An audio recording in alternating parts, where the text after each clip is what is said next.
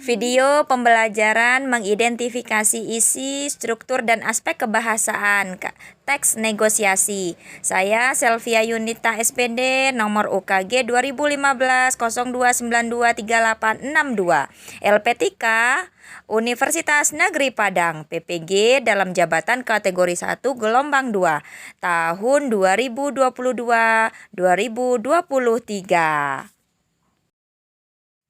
Yang pertama yaitu akan kita pelajari tentang struktur negosiasi. Yang pertama strukturnya adalah orientasi. Yang kedua pengajuan atau permintaan. Yang ketiga ada pemenuhan. Yang ketiga adalah pemenuhan. Yang keempat ada penawaran dari teks negosiasi. Kemudian ada persetujuan dari teks negosiasi. Struktur yang terakhir dari negosiasi adalah penutup. Contoh dari teks negosiasi di sini ada bagian orientasi yaitu penjual dan pembeli. Ada mengucapkan salam, selamat datang, silahkan duduk, terima kasih, kata penjualnya. Kemudian ada si pembeli mengucapkan terima kasih juga. Bagian pengajuan, permintaan, dan pemenuhannya adalah ada ucapan pembeli, saya ingin membeli handphone. Kemudian dijawab oleh si penjual, ingin handphone merek apa mas? Yang bagus itu merek apa pak? Kalau masalah bagus tidaknya itu relatif mas. Semua merek ada kelebihan juga ada kekurangannya. Tetapi sekarang yang paling laris adalah merek Samsung mas. Lalu pembeli menjawab, saya boleh lihat? Ini mas, silahkan dicoba dulu. Spesifiknya apa saja pak? Kata penjualnya ada wifi, bluetooth. Ada wifi, bluetooth, kamera 8 megapiksel, RAM-nya sampai 3 GB loh. Dan masih banyak lagi, untuk pilihan warna juga ada coklat, putih, merah, sama hitam ini mas. Nah itu bagian pengajuan membeli handphone, permintaannya dia ingin memiliki handphone dan pemenuhannya ada handphone serta ada di sana menunjukkan kalau dia kapasitas dari handphone yang dia inginkan. Struktur yang berikutnya dari teks negosiasi adalah penawaran. Kata-katanya adalah, kata si pembeli, harganya berapa pak? Kalau yang ini harganya 2 juta. Tidak ada diskon pak. Kebetulan kita lagi ada promo untuk merek Samsung. Ada spesial diskon 5%. Jadi harganya tinggal 1.900.000 rupiah pak. Tidak bisa turun lagi pak. Terus dijawab sama si penjualnya. Tidak bisa mas. 1.700.000 gimana pak? Tambahin lagi lah mas. Saya tambahin 50.000 gimana? Kata si penjualnya. Tetap tidak bisa mas.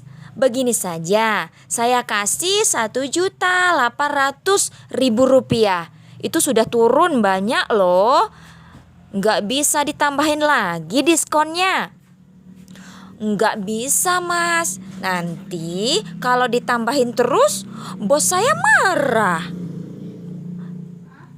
Ini bukan punya saya, kalau punya saya sih bisa mas. Bahkan lebih murah lagi. Struktur selanjutnya dari teks negosiasi adalah persetujuan.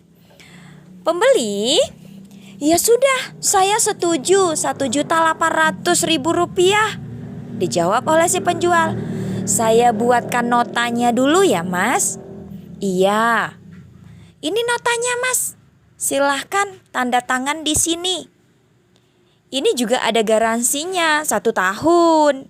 Jadi kalau ada masalah dengan handphonenya, bawa saja ke sini. Oh iya, ini uangnya.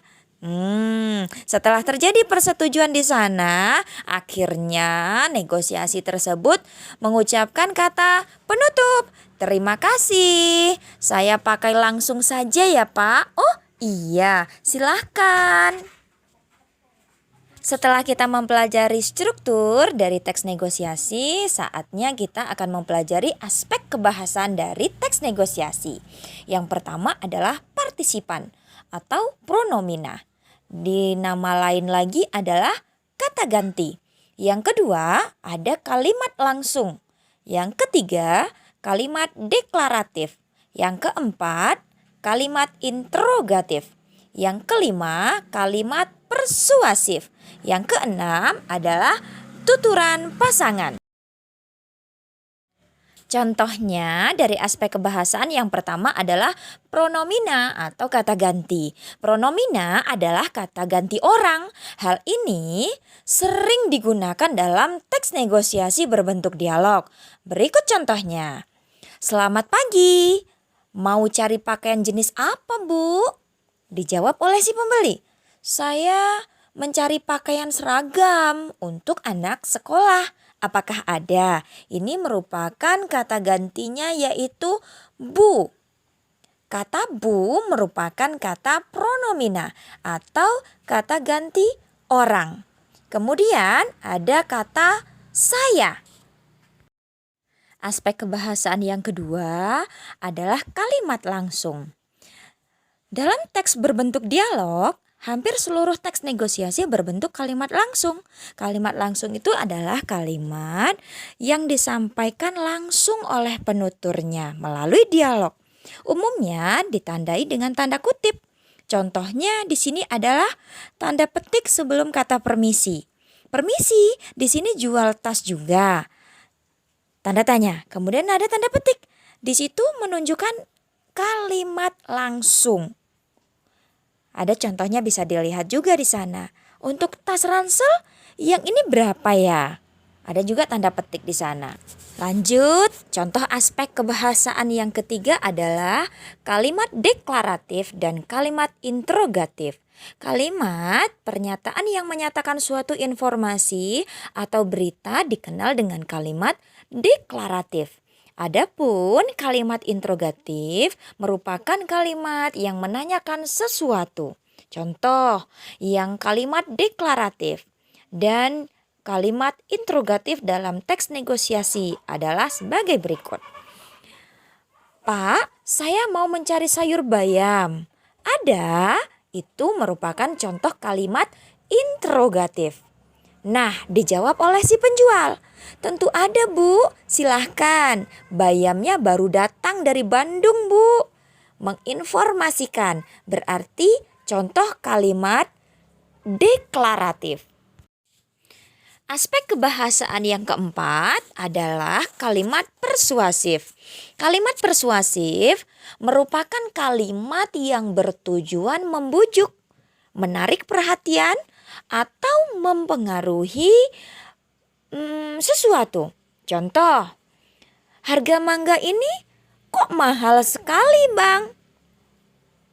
Kata si pembeli. Ini mangga kualitas terbaik, Bu. Kata kualitas terbaik merupakan kata persuasif. Lanjut, harganya jadi sedikit mahal. Kata sedikit itu merupakan kalimat persuasif. Mangga ini baunya harum. Baunya harum. Contoh kata-kata persuasif.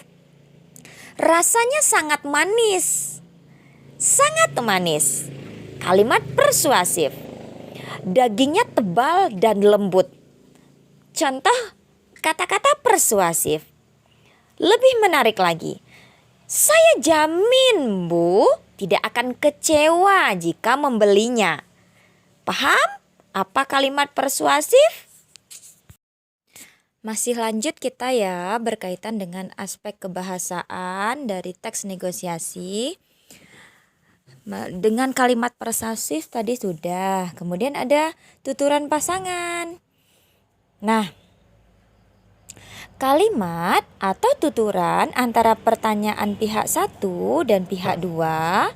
Jelaskan apa itu tuturan pasangan dari teks negosiasi. Ada di sini, Pak Bagus. Oh, begitu. Terima kasih sudah mempertimbangkan hal tersebut, Pak. Kemudian ada pihak yang kedua. Saya meminta maaf karena telah datang dan menegur Pak Bagas seperti ini. Dijawab oleh Pak Bagas. Tidak apa-apa. Tidak apa-apa, Pak. Tidak masalah. Memang sudah seharusnya. Usaha saya tidak mengganggu siapapun. Namun, saya juga mempunyai solusi untuk Bapak. Pak Bagus dapat memindahkan bayi Bapak ke ruangan yang letaknya lebih di dalam. Pak Bagus, iya Pak. Nanti saya akan memindahkan bayi saya ke ruangan belakang. Terima kasih sudah memahami kondisi saya, Pak.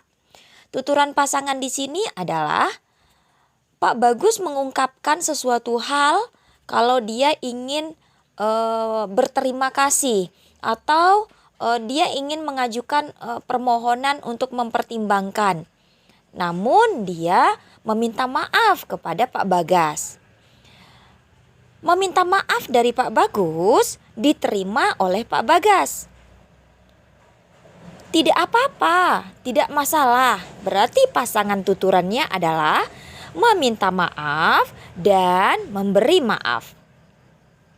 Pasangan tuturan yang kedua, Pak Bagus menyarankan agar bayinya dipindahkan ke ruangan yang di dalam. Diterima saran dari Pak Bagus.